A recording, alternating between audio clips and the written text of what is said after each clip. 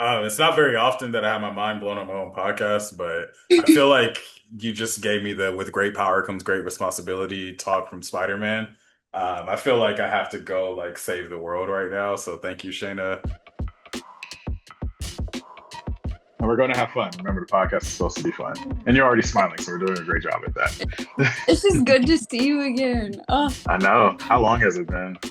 oh my God. I'm trying to think of when we last saw each other. Was it a week or two before I left?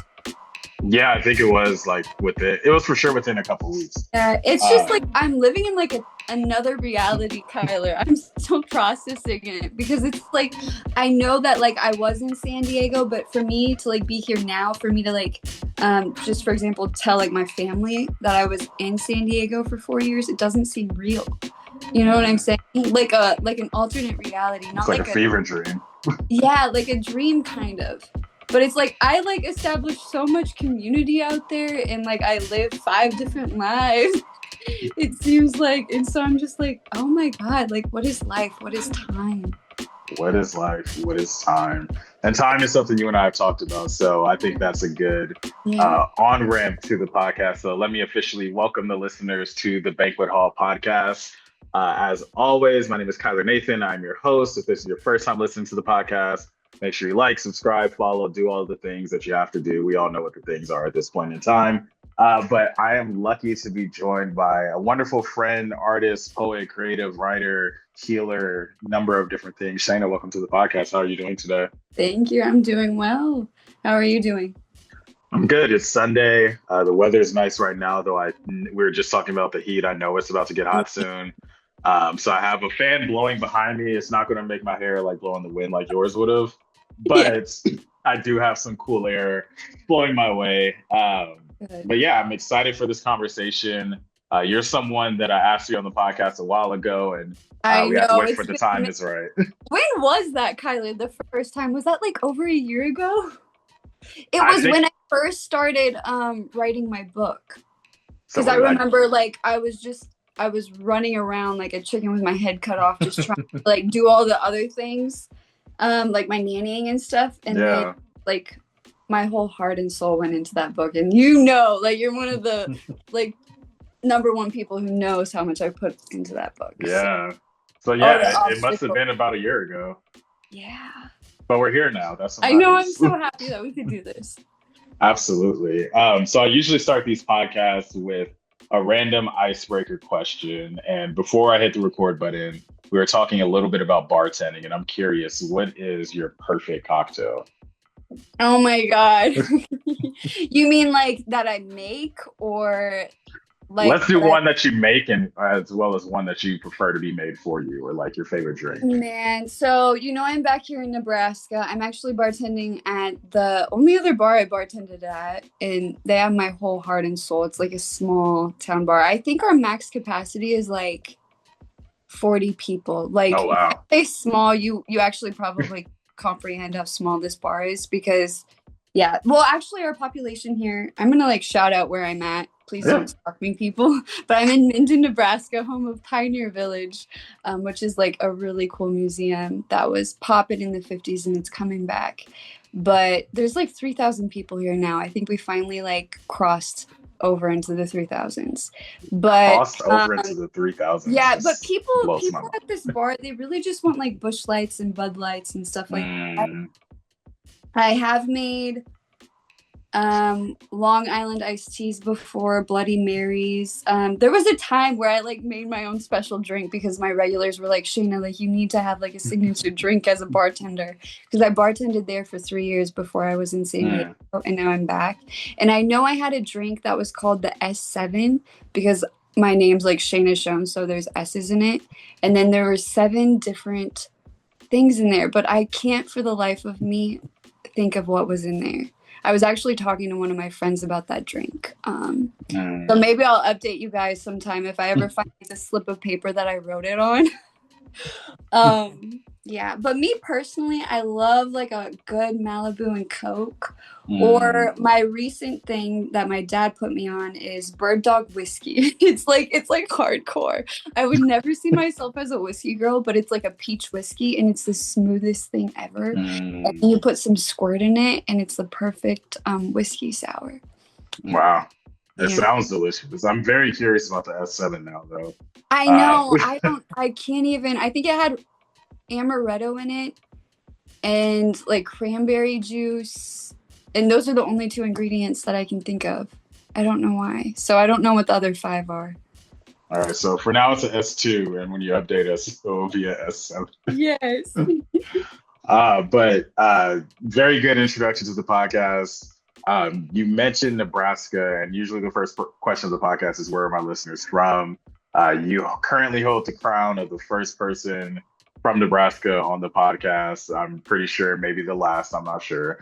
When you said a population of 3,000, it's just, I I'm know. still wrapping my mind around like living in a smaller city, especially being from like one of the largest cities in the nation. But to formally ask you, Shana, where are you from and how did that shape the person you're becoming? Yeah. Okay. So Minden, Nebraska. It's hard to say. Like I always say Minden is where I'm from, but I honestly grew up in, let's see, I'm gonna go through all the towns that I've lived in because I've lived in like 8 different houses growing up, but this is the one that I was in, Mm, like the longest. Like Minden was the one, like the town that I was in the longest, but I've lived in like Holstein, Nebraska, another smaller town that probably has like somewhere around probably less than 500 people in it. Probably like less than 300 or 200, honestly. And then Bladen, Nebraska, another really small town. Benson, Minnesota. I was in Minnesota for 5 years of my life from ages 5 to 10. And then we moved to Danvers, Minnesota for a little while. And then we came back to Nebraska to Minden. So I moved to Minden when I was in 5th grade. mm, Um, and so, like a lot of small town life, Nebraska and Minnesota, I would say that when I moved to San Diego, I didn't really like know anything different other than what I'm used to, which would make sense. So I just think I really, I'm not trying to like call the people in like California or LA or San Diego or like that area like not genuine because I've met a lot of genuine people there, but I've yeah. also felt the, I don't know if you want to say underlying corruption or just like the pressure to Mm, like be something and be someone. And so I have been in situations where like I can tell that people aren't being genuine and they're just like trying to get something out of me. And that's like a mm, really icky feeling that I honestly wasn't familiar with until I like moved to a big city, you know, and it could be true of even just like Omaha too, you know, it yeah. could be like a city thing and not necessarily a California thing. But I'm just like, I think I was raised to be just like very kind and like genuinely care about people.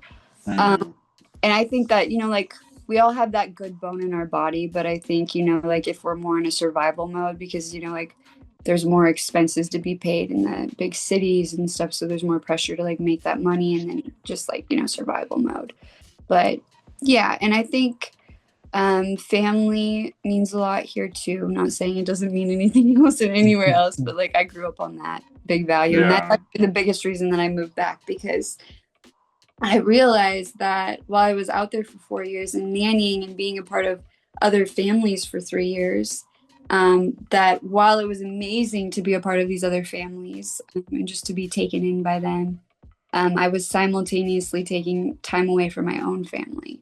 And I don't Mm, know, like once I hit like 24, 25, like 2 years ago, I just realized like, holy shit, like I'm not the only person getting older. Like my parents are getting older, my siblings are mm, getting older, mm, my friends out here are getting older and they're getting married and they're having kids. And like, you know, like I just want that time with like my parents and mm, you know, like just to like witness those people grow up and be here for my sisters too. And so that was really weighing on me. mm. No, Yeah. I love that. And I think that we're on similar pathways or at least similar chapters of life in the sense that we had this stint in San Diego, but then felt a like calling, for lack of a better word, to like go back home and reestablish roots with like your villages, your community, your family members. But when you think back on when our paths first crossed, do you remember when we first met? Do I remember like the distinct moment? Yeah, do you? I'm curious. Okay. I'm curious to see what you're gonna say now. I just I don't remember the exact moment, but I remember just like how you made me feel, honestly, Kyler. Like you just made me Aw. feel safe there. Because that was the first. So I met you at Express It, and so that was my first open mic Mhm. that I went to, and I remember being scared, but like simultaneously super excited to just like share my work with other people, and I really like reestablished my voice there, and it was just so special to have that in-person connection because Mm, like all of my creative works were basically I was sharing them for multiple years before I stepped foot into Express It, but they were always like online. So just to like be there and to share that, but then also to like be vulnerable there, like feel safe enough to be vulnerable. And you were like the first person that like made me feel really safe. aw. Yeah, I know. Let's not get mushy. Um, Um, and so just to like see that within myself and like be able to like be vulnerable and like feel safe somewhere, and then also to like share that with other people who were also vulnerable and just like be real. Like I mm, was so isolated before I came out there like to that open mic, and like I was so devastated when it ended. Because it just meant so much to me, you know, like it was more than an open mic, it was a community. mm. um yeah, so like I that's what I associate with you, is just honestly safety. Wow. You would always hype everyone up when you were on the like when you were playing host. Hosting. Yeah. Hype everyone up and like make them feel good, and I appreciated that reassurance after being vulnerable on the mic. Well, I appreciate the mushiness, the gratitude early on in the podcast. I thought I was gonna wait a little bit to get to the mushiness, but we're here already. But I do actually remember the exact moment that we met. Okay, tell And me. I want to know. so it is at Black Expression, like it's definitely at Black Expression. But I Yeah. just find it interesting because of like your positionality as someone going to like your first open mic in the city, not really knowing what you're getting into versus like for me, like it's not just another Friday, but in terms of routine, like this is the Friday night routine, like we're meeting newbies, we're setting up the open mic, Yeah. et cetera, et cetera. And so you got there early, your first open mic, because we start at 8. We start at 8, but everybody knows that we don't really start at 8. Like it's usually like a little closer People to don't get there till like I swear to God, like 8:30 or 9. And I think I yeah. continued to show up early. Yeah, I think after a while you started showing up a little later, but your Yeah. first one, you were there hella early, and I know because we were still in the parking garage. And for those of y'all who Oh, haven't been to Black Expression, the most recent iteration of Black Expression took place at the kind of essentially like a community room at an apartment high rise in downtown San Diego. And so we were in the parking garage, and some people in the parking garage are there because they live there. Some people are going to Black Expression. Some nights there's church events. And so you pulled into one of the spots, and then you were like, "Oh, like, can I park here?" It was like, "Yeah, your car will be fine there." And it was, and I think you asked like, "Oh, is there an open mic here?" It was, "Oh yeah, Black Expression." And then we told you where to go for that. I yeah. just remember vividly, like, I was like, "Oh, like I thought you lived there," but Oh, really? you were, Oh, yeah, just because I felt like most of the people that were there early, they come to Black yeah. Expression pretty frequently. Yeah. Like I feel like the newbies usually come a little after 8. But yeah, I just remember that interaction. And then you got on the mic. I was like, oh, like she performs. I thought you just come to once you said you're going to open mic, I didn't know if you're performing or not. Mm. But yeah, I vividly remember that little interaction. Obviously, it wasn't like a full introduction to you, but that's the first moment that I knew that you existed on this earth. Oh, Kylie, that's so beautiful. And I do remember that because it was like, I think I parked in like, I don't know, it had some sort of sign up where it was close to like an electrical cord. So I was Yeah. like, I don't know if I could park here or if I should park here because my car's not electric. Yeah, and I told you I was parked like right next to it. Like you're fine. Yeah. And you didn't get a ticket, right? I didn't lie to you. No, you didn't lie to me. You never lied to me. Okay, good. Because I feel really bad if this is how I found out that I lied to you and that your first interaction to me included a ticket. But let's get into. We talked about Black Expression. We talked about getting on the mic for the first time. Let's get into who you are as an artist, who you are as a creative. So I always like to let artists define themselves rather than just pigeonhole you into being a poet or being a writer. So Shayna, how do you identify yourself or describe yourself as a creative? Man, so identity has been something that I've been thinking so much about. And I feel like I had this epiphany recently where it's like when you truly know yourself, you can never you realize that you can never share all of who you are in like a certain segment of time. But I think that knowing yourself is more so how you act in each like moment of your life, like each interaction. Like, do you follow, your heart, or do you like sell yourself type of thing? So I just needed to say that. But I view my legacy, and so like I follow my legacy because I wear a lot of hats in what I do, and I know that me personally, it's like I could be wearing these hats right now, but it's like I could take them off and put new ones, and then like I could, always come back to that one hat and put it on again. But I view my legacy as spreading this idea that love is healing. And so by that I mean like I want to make people feel so safe and whole in who they are, that they just like have this immense feeling for love, who they like for who they are, like at on a heart level. Because I feel like we experience, like we're programmed as we grow up in like what we experience, and I think that we can fall into like people pleasing and stuff, and like maybe pressure to be a certain type of person, but that's not who we are at heart. So like I'm trying to help people feel safe to be themselves, I guess. But yeah, so just like feeling safe to be who you are, but then also allowing yourself to be open-hearted and have genuine connections with people, and just realizing that, like the stranger that you meet on the street is, kind of like connected to you, and just like seeing the magic within connection, really. And then also just loving your life, because life is short. And do you want me to get into like why I feel that way? Yeah, go for it. I had a near death experience in 2018, and I could like spend 10 minutes or so talking about this, but I don't want to like use the whole time to talk about this because I feel like we're going to talk about so many good things. But this near death experience in 2018 happened when I had 80 blood clots in my lungs. So I didn't just have one blood clot, I had 80. So I had 50 in one lung, 30 in the other, and it was a result of my double jaw surgery that I just had to have when my mouth was fully developed, because I had an underbite, and then my lower jaw was more towards my left, upper jaw was way more towards my right. So they had to fix that. That's just how I was born. And the surgery itself went really well. I had the top 10, jaw surgeon in the nation do it. He was an older guy. He had done a lot, like thousands and thousands and thousands of surgeries. And I recovered fine after. I'm getting into the long story. I don't want to get into the long story.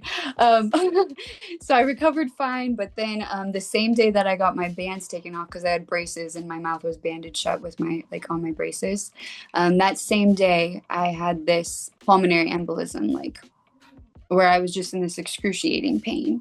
And so we went to the emergency room, and they ended up so they tested me. I'm going to just tell the fucking story because I can't escape it and it's too good. Okay, so my mom and I went in there, and we're sitting in the ER, and they're running all these tests, and they run tests for like an hour and a half. And I have this pain that's in the middle of my back that winds to my chest right here. And it was on the left side for some reason. I don't know why. It wasn't on both. But it was just this awful feeling. I could barely breathe. And I have a high pain tolerance, right? Like I just went through a double jaw surgery. They just broke both my jaws, and I my mouth was bandaged shut for like 10 days, and I was on a chair, and I have been through a lot.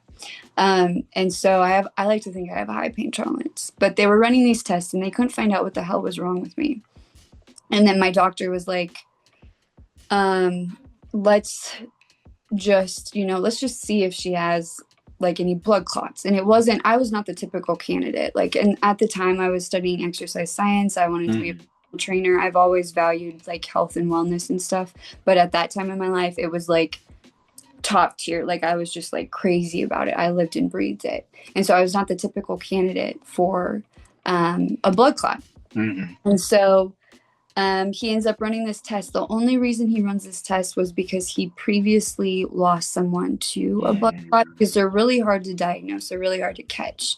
But I think it was like 2 months before this, he lost someone.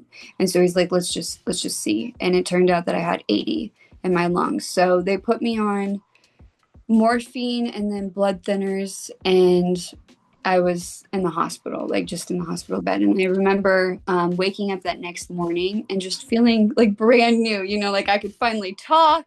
I wasn't in this excruciating pain, and I could finally like eat actual food because I had been eating through like a syringe, living Mm, shakes and smoothies and stuff. And so I remember my little sister Hallie, she's like the chef of the family. She made me like my favorite mac and cheese, and she brought it into the hospital, and I could finally eat, and I was cracking jokes and like all these things.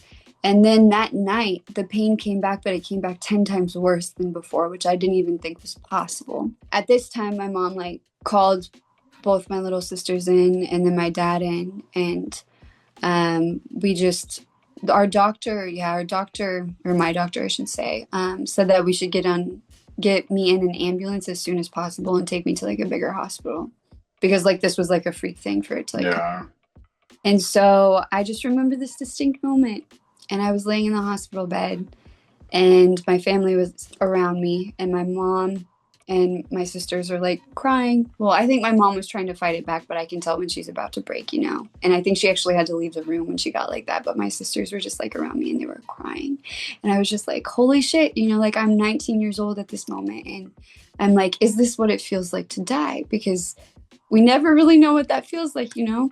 And they always say people who have these near-death experiences, they always Mm, that like your life flashes before your eyes. And that's what happened to me. But it wasn't like these vivid flashbacks from all stages of my life, but it was more so like the emotions that I had felt within every stage of my life. Like mm, I felt the pain and the love and the joy and just like heartache and stuff. And I felt all of that. And I felt this overwhelming feeling of gratitude for everything I had lived. And it was like I had lived everything I needed to in that moment. Like I felt this feeling of peace that I had never felt before. Like I was okay if I died right then and there, because I felt like I lived everything that I needed to. And then on top of that, and more importantly, I felt this immense feeling of love for everyone I had ever met, even the people who had hurt me, or the people I met on an airplane and I would never talk to again or something. And then myself, and to God, and to life. And I just felt like this overwhelming feeling of love. And so that's what I'm trying to share with this world mm. and everything that I do. And so right now I'm a life coach slash healer. And so I do one-on-one coaching, and then I'm hosting healing circles, and I have my 2 books out, and I have some guides out as well. Just a fantastic story.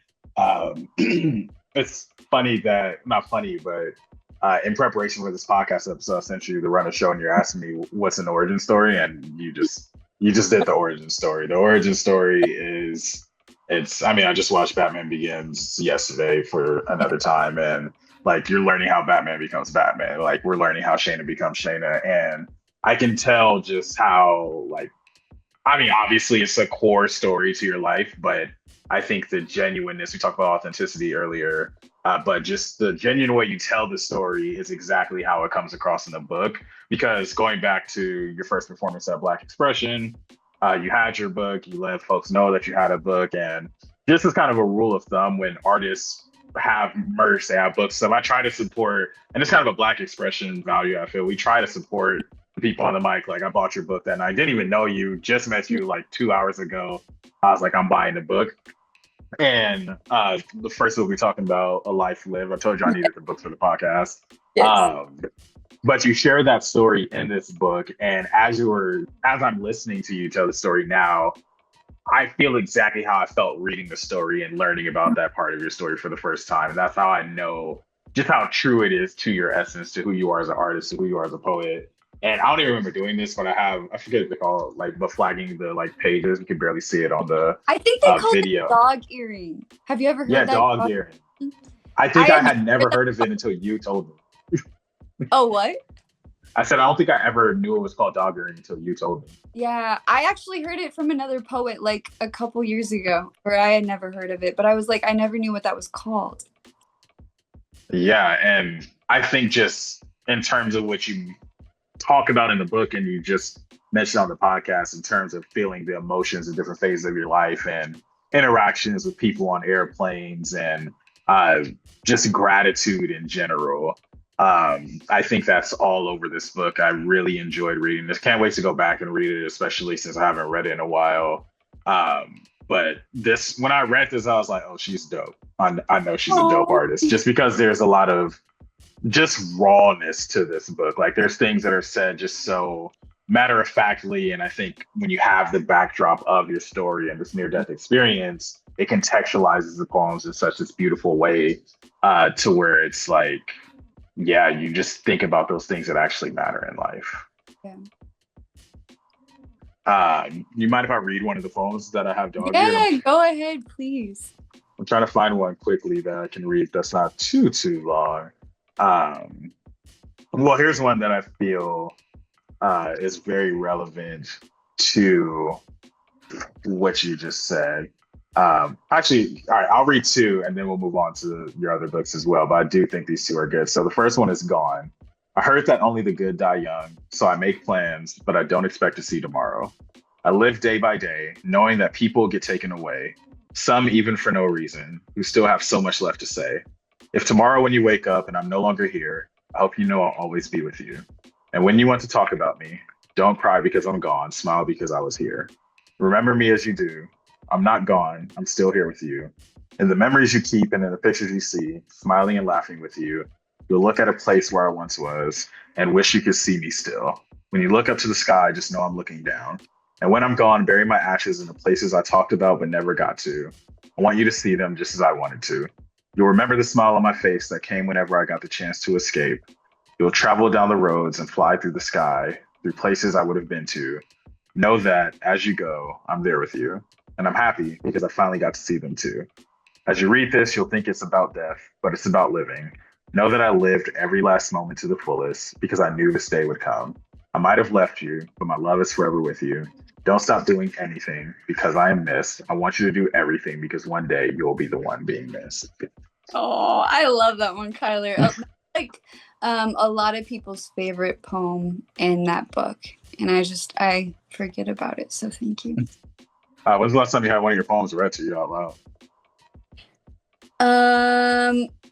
Actually, not like super long ago. Well, it was Oh, cool. it was like a month ago or like a little bit before I left. One of my friends got my book and she was reading it to me. It's so special to hear my words in other people's mouths.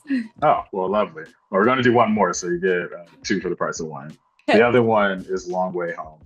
I'll awake early in the morning, sipping coffee, watching the sunrise, dancing to the sound of maybe even nothing but the music in my head, enjoying the people I have with me in this very moment, and smiling during a day's work when most people wouldn't, because I know that even this won't last. But for now, I think I'll take the long way home. No.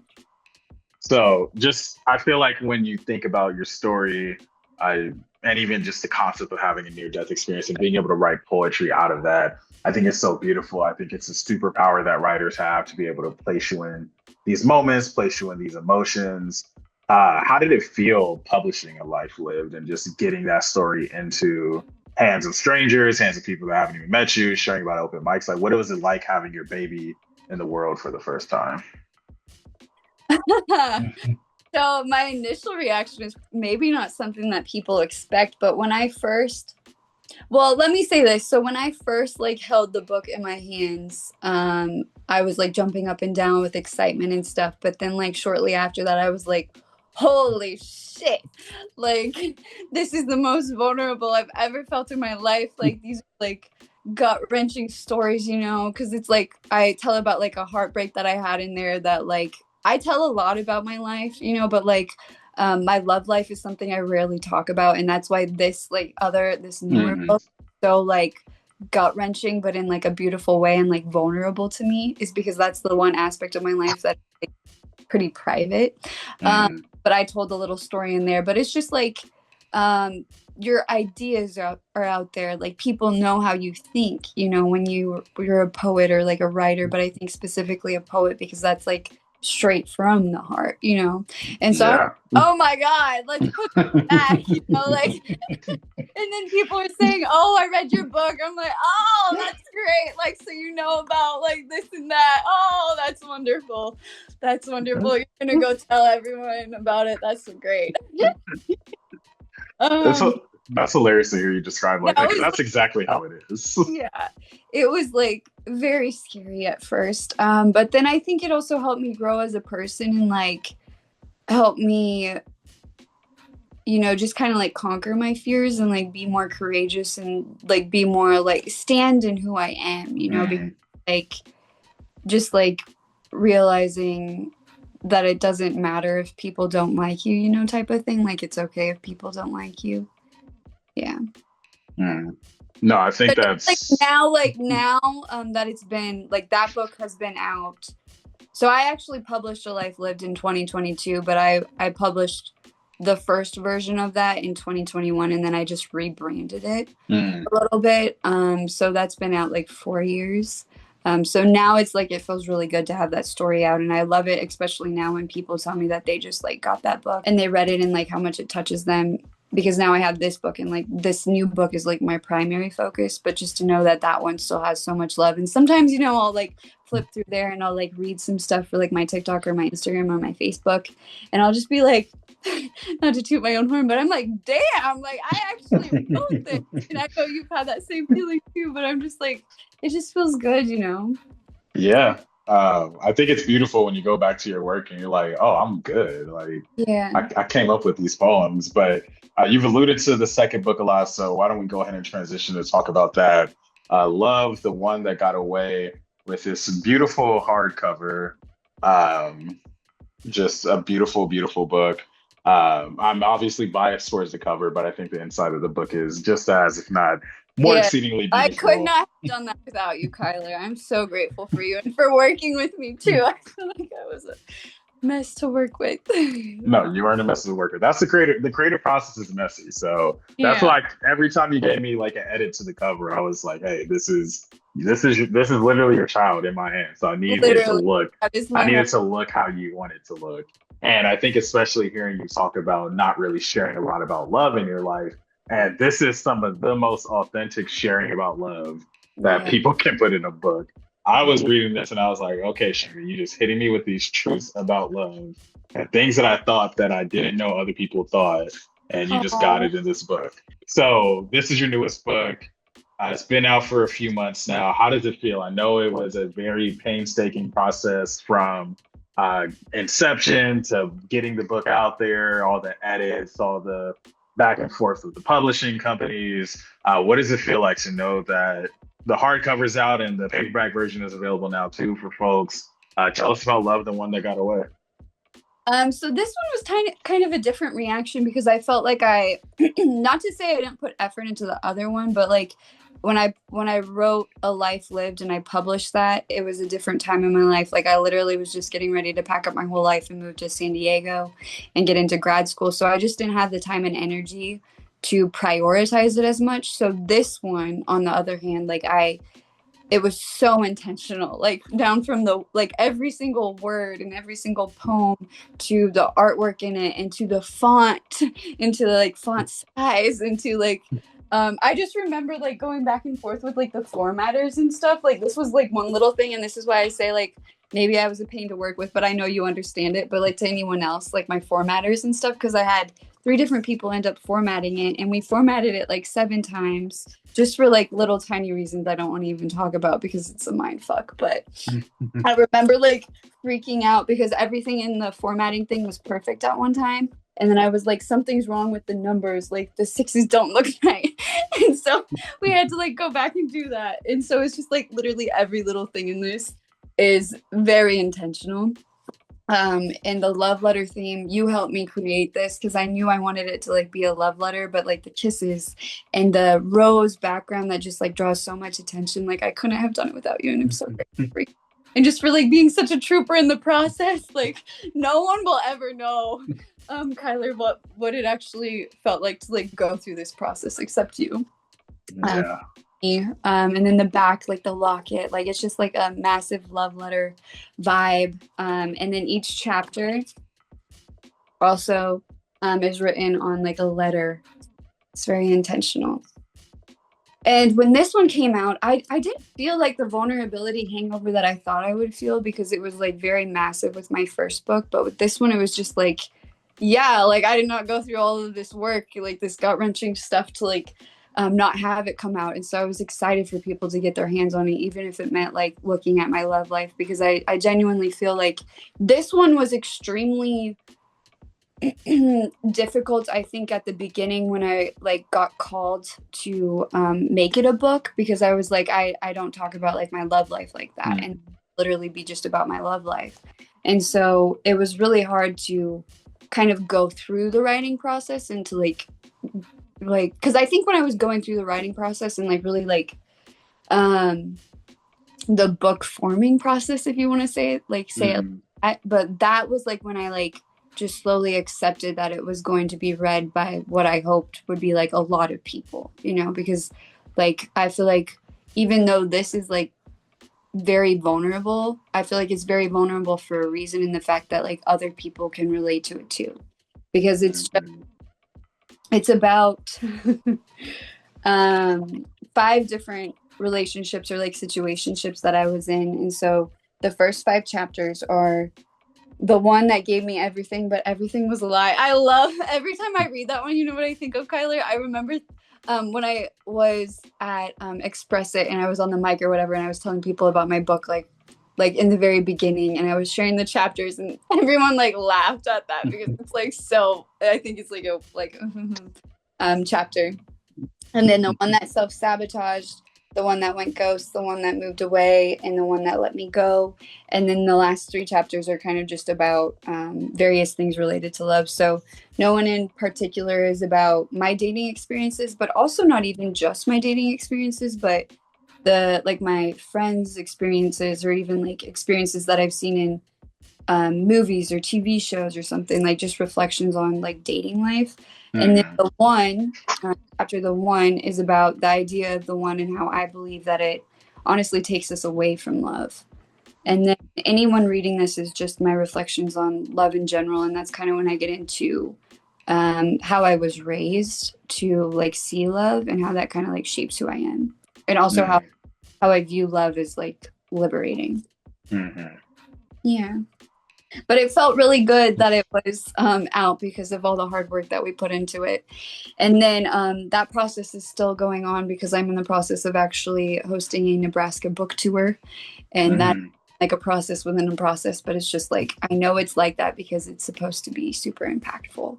And I have a lot of people excited for like more book talks that I do. And I hope to do them in new states as well. And so it's, It's amazing, honestly. One, just the amount of labor and labor of love that goes into creating something like a poetry book and being very vulnerable. And I appreciate you talking about kind of the structure, both the like cognitive structure behind like how you thought about the structure, but as well as the actual structure of it. Because when you're reading the book and you're going through these chapters, like I feel like I know these people that you're in these situationships, relationships with. Like I'm reading each poem and I'm building this character. It's kind of like you watch a movie and they have this character development. I'm like, all right, so this is the one that moved away. What led to him moving away? Dang. And then you read the moment moved away, like, dang, that's how it happened. And then you start forming opinions about these people. You yeah. start empathizing with where you could see yourself in some of these situations. Mhm. And it felt like a very immersive experience. Like I felt like, and hopefully this is in line with your intent, but I felt like I was in your brain while you're writing a love letter to these people. That's Yeah. literally what it felt like. Yeah, no, that feels good, Kylie. Thank you for saying that. I wanted it to be like, you know, like you were writing these love letters with me or something, you know? Yeah. And I sent you several pictures of some of the ones that I felt were just very tender, is the word I like to use a lot with this book, just because I think a lot of we think of this concept of love letters and it's always this like dear so and then some metaphors and it's like more narrative based. But even some of the shorter poems, like there's this one I sent you, your kisses were magic. I couldn't just kiss you once. And it's that thought of like if you are romantically interested in somebody, if you're in love with somebody, that first kiss and it's like, no, I need another, I need another, I need another. Those types of things. And then this other one that I thought was very, once again, raw is a word I like to use a lot with your poetry, but I don't regret you. And if I had the chance to take our time back, I wouldn't. I loved us, and every love in this book is emphasized for all we were and all we weren't and all we will never be, even if it turned out to be nothing but a lie, a made up bedtime story you read to me and I listened to like a child, smiling because I believed in everyone. You were a prince and I, your princess, until suddenly there were no pages left to turn. And I think that we think of love in this very romanticized fairy tale sense, but I think that's something that's so human and so like raw and true that we grow up seeing these love stories. We read about the princes, the princesses, the one, the Prince Charming, your knight in shining armor, all these different idioms and cliches about love. And when you hear about that so much in your most formative years, you grow up wanting to like find your Prince Charming, you want to find your one. And I think that that childlike innocence related to love versus a more adult understanding of people and how people operate. I think all of that is embedded in so much of your poetry. So I highly, highly recommend any listener to check it out. Where can people buy it if they're interested in supporting you? Yeah, you can get it on Amazon. And it is available right now. I don't know how long it's going to be available, but it'll be available for $9.99 with the paperback version to celebrate that one Awesome. out. Another process. Awesome. Yeah, it's all a process, and I feel like we're only scratching the surface of so much related to love. But I also know that I have you on limited time, so I don't want to take up too much more of your time. But I guess if you could summarize your writing, especially as it pertains to love, the one that got away, if you could summarize it in terms of who should read this book, who's someone who should read this book, like what type of person needs to read this book? So I would start off by saying anyone who's experienced heartbreak, like related to romance, but particularly the people who have had, I don't know how to say this, but like troubling like relationships or something like Hmm. that, or like people who maybe don't fully resonate with like the traditional sense of love where it's like, like you meet someone and then you go on like these dinner dates and you get to know one and you like follow the steps and like so many years later you get engaged and then you get married and then you have kids and stuff. But it's like to just like realize, I guess like my true audience is like the people who like genuinely want like real love, even if it means that, like it might not ever come, I guess. Like I've gotten to the point, Kyler, because I always used to think like I have to have marriage, like I have to have marriage. And I've just been really realizing that I don't want to be married if it's like for a transactional purpose. I really want to find real love. And I think that real love is almost more rare than we think it is. And I don't want to sound like a cynical person when I say that. I'm just trying to like be real. And so like Yeah, that's your I perspective. because like I'm thinking about like the words that I said in like my maid of honor speech a year ago at my friend's wedding, and I just like said that, like people see like there's so many different options and stuff, but like when you see all these options, like genuinely think about how many of them you actually had a genuine connection with and like you could be yourself with and you felt safe with and like you had fun together and like you had the same values and you wanted the same things in the like in your future, like all of those things added up. It's like that's really rare to find, like, and hold on to like a genuine love thing and not have it like move into transactional love. I've also been thinking a lot about like young love versus like adult love because like in our high school relationships we didn't really have to think about like who's gonna do what around the house and like Mhm. who's gonna pay the bills and like all of like who's gonna take care of the kids and stuff, and those are things that we have to think about now. And so it's kind of like weighing those in but just making sure that we can still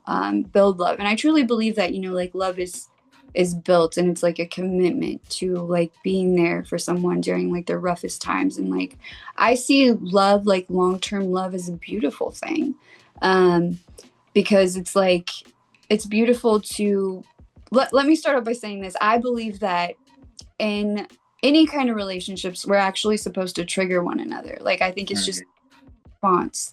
And I believe that kind of like the deeper connection, I don't know if I want to say this. I say this with a grain of salt, but like the Yeah. deeper the more triggering it gets.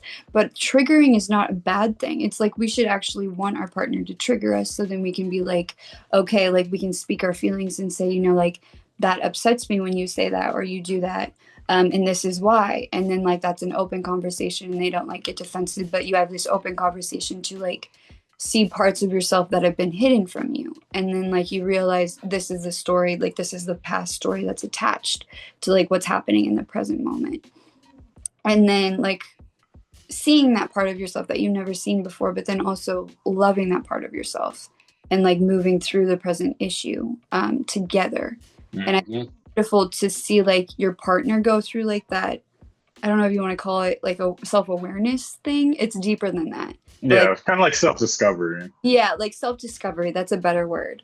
And then to also go through that yourself. And then it's like that's going to happen so many times, if it's like 1 year and then versus like or like 5 years and then 10 years and like the longer you go, it's like the more versions of yourself you personally are going to meet because this person is like triggering you, but Hmm. they're also going to be there and they're going to stay there to like see those versions of you and like see you like at the most vulnerable parts when you like realized that like something bad happened to you in the past or something. This is like a really dark thing, but it's just like I've actually talked a lot with like my friends and almost like random people, and I've been seeing it a lot like come up in various, I don't know, medias or something. But it's just like I believe that a lot of us um, like have experienced like sexual abuse or like even like women. Like this is like a really deep thing, Kyler. But it's just like a lot of my girlfriends and stuff have like experienced some form of rape, and it's not like rape like is not always like like in a freaking alley, in the back or something with like some random stranger who just like came up and attacked you. But it's like like I don't know, it's not like always that dark, but it could be like with someone like or like even a boyfriend or something. And so it's Mhm. like to like have those things be triggered because like the most traumatic things, like I think that could be like considered a really traumatic thing. And so it's Yeah. like usually we bury those things, right? And so that could be something that could be triggered like when your partner is like talking to you. And I don't know why that came up, maybe someone needs to hear it. But just to like realize for your partner, I think to sit there with you in that pain of like remembering that, it's like a beautiful experience, Yeah. be held for something so raw but human, because I think that it goes on a lot more than we think it does. Yeah. And then also just to witness the highs with someone and to like know someone is always there for you and wants to like see all these different versions of you. Like I said, like at the beginning of this, I think I lived like 5 different lives while I was in San Diego. I'm like, so I don't know if you get into numerology, Kyler. I did Not that know deep, what like but enough. what enough. Yeah, I'm not like that deep into numerology, but I know enough about it to be curious about it. Do you But know? oh, Do go you know ahead. what? Do you know what your life path number is? Mine's a number 5, and so number 5 is like the symbolism of change, and so I'm constantly changing. Like I crave change, and so like I'm Mm. see all these different versions of myself, and that's something that I value. And so I think that's why I like see it as like a really exciting experience, even just to be with one person because you see all these different versions of each other, type of thing. Yeah, I don't know, and I should very well know because you're the third person to ask me about my life path number, probably even on this podcast or in the context of the podcast. But do I remember what my life path number is? No, I wanted 6 is on my mind, 9 is on my mind, and 4 is on my mind. But So I can calculate it. Your birthday is April April 22nd, 4, 1996, so that would be 6, 7, 8. So eight. Did you say 90? What year? 96. 96. Okay, so we would have to take 8 plus 1, 9. So then 9 plus 9, 18. Oh god. And then 18 plus 9 is what? Minus 27 that 27. And then plus 6. is 33. Oh my God, Kyler. So you're supposed to reduce those numbers, and typically you would reduce those numbers so it would be like, so by reducing, I mean like 3 plus 3, which is 6. So that would be your life path. But you're actually a master number, and I believe you're a master healer. I'm not a Like, superhero. I feel like you just told me I'm a superhero. what? For So I feel real like you just though, told like, me I'm a superhero. so powerful. That's so powerful. And that explains, like, I think that explains a lot of who you are. Like, not to like box you in or anything, but I feel Yeah. like your superpower is making people, or like one of your superpowers is making people feel safe. And so, like, that would make sense because it's like a very safe energy. And just like very, so they say that master number 33 is like number 6 on drugs. I don't know why that term came up, but like it's just like it's number 6, but like exacerbated, like just like huge or something. And so number 6 is the compassionate person, so like a very caring person. Um, I think that's what it is, compassionate or like very caring person. But yeah, I think that aligns with you. It's not very often that I have my mind blown on my own podcast, but I feel like you just gave me the with great power comes great responsibility talk from Spider-Man. I feel like I have to go like save the world right now. So thank you, Shayna. You're gonna And wear I mean that's Superman cape now or something. no, like honestly, like because I think I'll share with you, but I want to write a superhero movie one day. My superhero Oh, costume is going to have a 33 on it now, and it's going to be because of this conversation. yeah. So 30 years from now, when I have my Hollywood premiere, you'll Yeah. be invited and you'll see the costume with 33 on it. Because I want like t-shirts made of it too, so I can wear one to the premiere too. deal.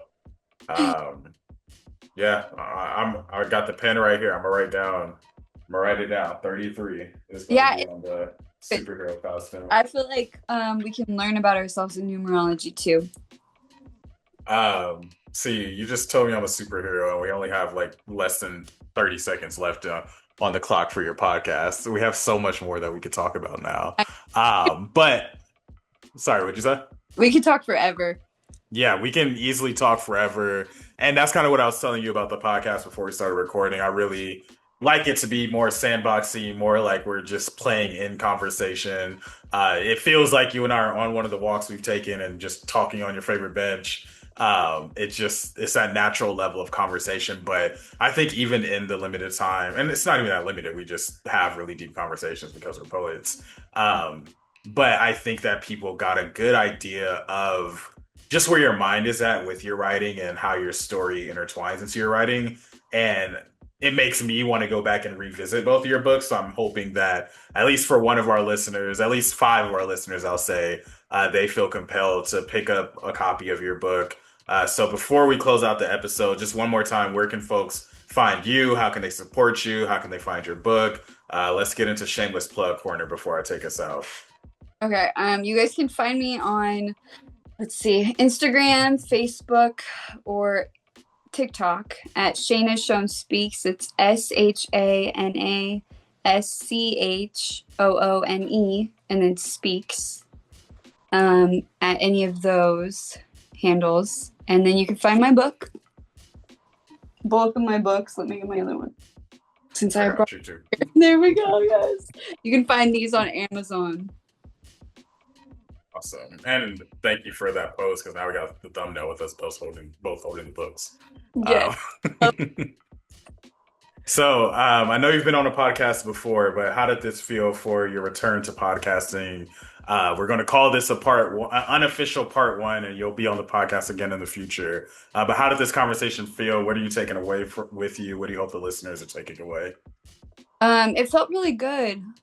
It kind of just makes me think of my own complexes. How do you say that word? Complexicity? Complexities. Yeah, as a person, but then also other people's, and just how beautiful that is, because it's like I could never say all of myself or like share all of myself in like 45, 60 minutes. Yeah. No one else could either. And I think that's like the beauty in us as humans.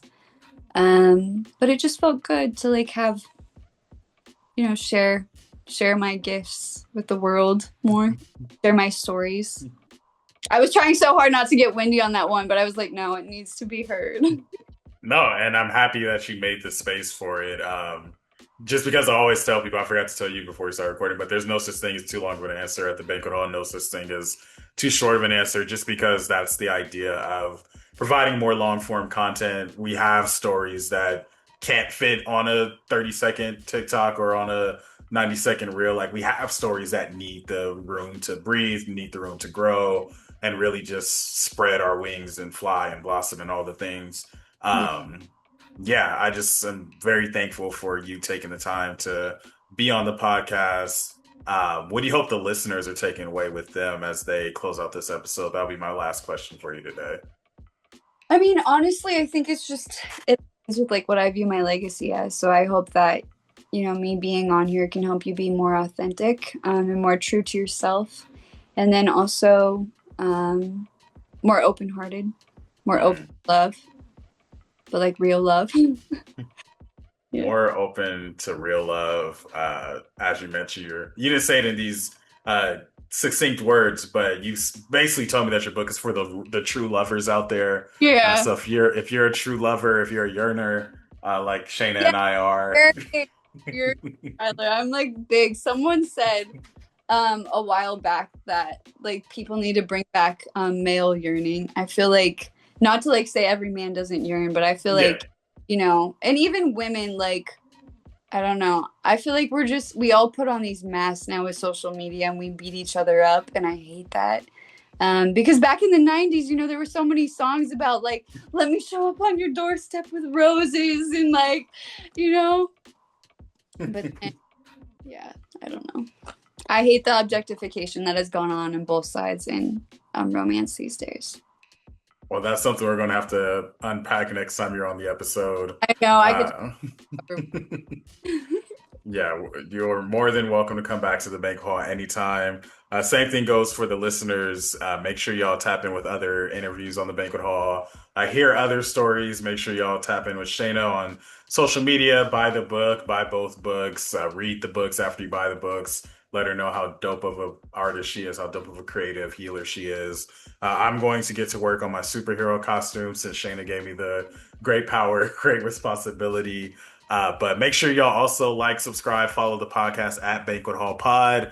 You can check out other episodes of the podcast at thefourthkyler.com. We're on YouTube, Spotify, Apple Podcasts, all the things. But yeah, this has been a blast. I'm happy that we were able to catch up. It's nice to see you. Happy to see that you're back home and still ever so excited to talk about love. Those of y'all watching on video, you might see she got the heart tattooed on her. That's how you know it's real. But I actually spread love tatted on my foot too. well, I don't know if you want to give free foot on the podcast. No. But Shayna, thank you so much for tapping in with me today. Listeners, thank y'all for tuning in, and we will catch y'all next time. Thank you.